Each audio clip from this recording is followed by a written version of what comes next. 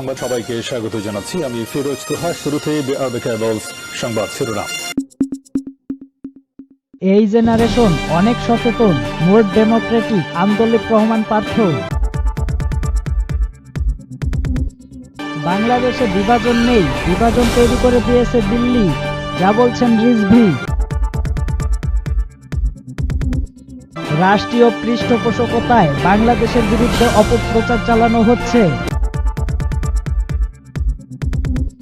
আলী কিয়ামতের ফজরেও আর রাজনীতি করার সুযোগ পাবে না, থাকছে বিস্তারিত প্রতিবেদন।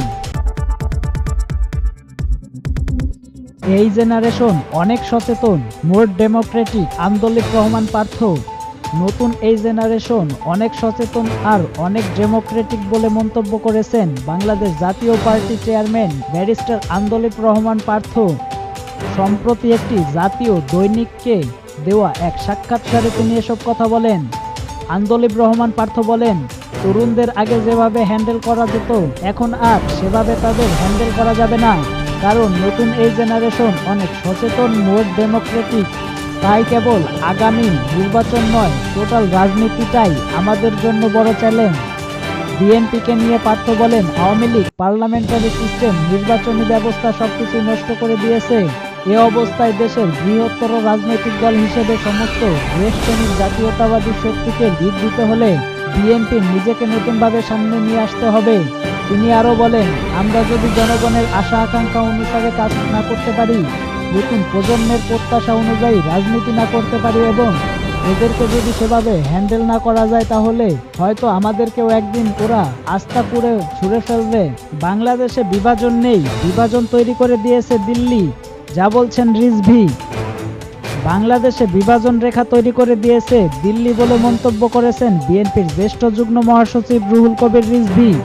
মঙ্গলবার রাজধানীর নয়াপল্টনে বিএনপির কেন্দ্রীয় কার্যালয়ের সংবাদ সম্মেলনে তিনি এসব কথা বলেন।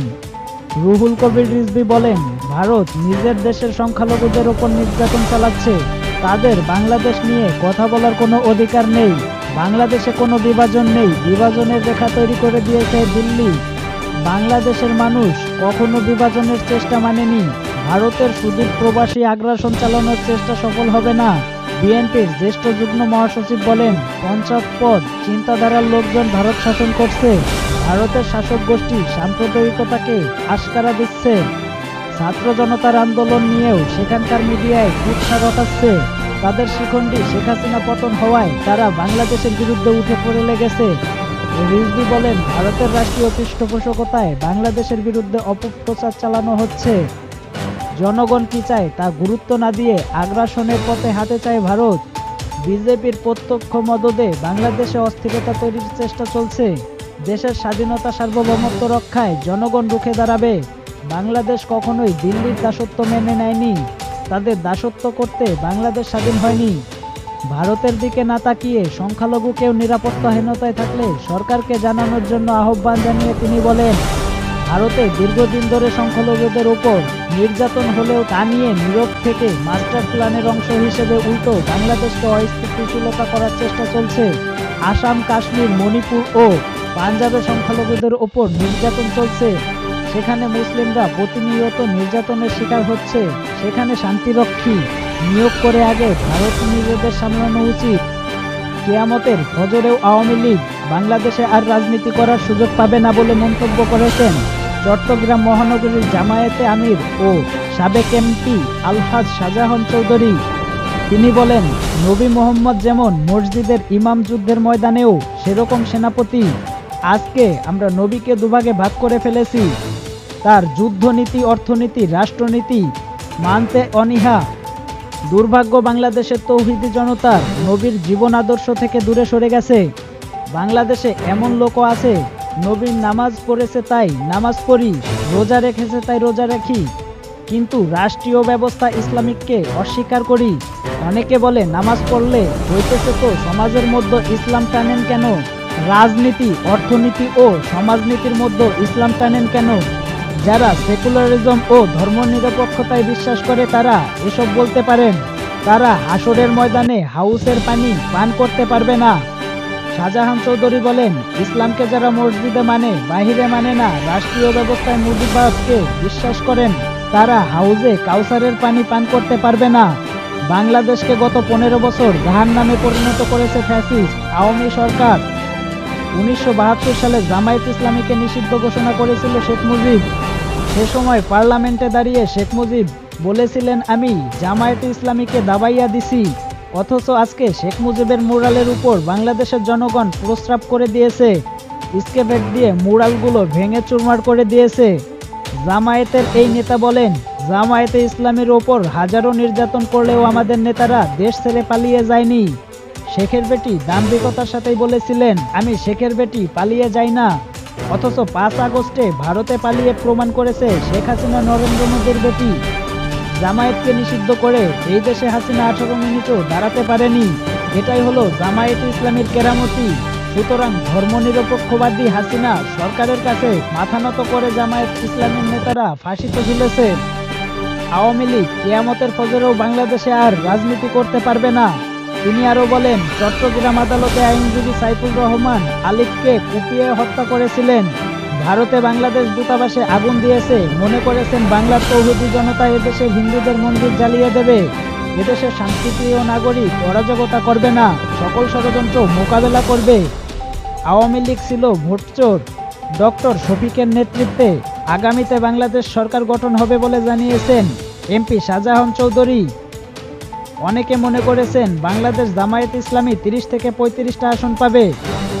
যারা এটা মনে করেছেন শুনে রাখুন, আগামী দিনে বাংলাদেশের প্রধানমন্ত্রী হবে ডাক্তার শফিকুর রহমান। তার নেতৃত্বে বাংলাদেশে সরকার গঠন হবে। জামায়াতে ইসলামী ক্ষমতায় গেলে আওয়ামী লীগের পাচার টাকা দেশে এনে দেশের 93 লক্ষ যুবককে বিনা সুদে 10 লক্ষ টাকা করে ঋণ দেওয়া হবে। রাষ্ট্রীয় পৃষ্ঠপোষকতায় বাংলাদেশের বিরুদ্ধে অপপ্রচার চালানো হচ্ছে। এখন যুক্তিবিমুখ কুসংস্কারচ্ছন্ন পঞ্চায়েত চিন্তাধারার রাজনীতিবিদরা ভারত শাসন করেছে বলে মন্তব্য করেছেন বিএনপির সিনিয়র যুগ্ম মহাসচিব রুহুল কবির রিজভী। তিনি বলেন, ভারতীয় রাষ্ট্র পৃষ্ঠপোষকতায় বাংলাদেশের বিরুদ্ধে ক্রমাগত অপপ্রচার চালানো হচ্ছে।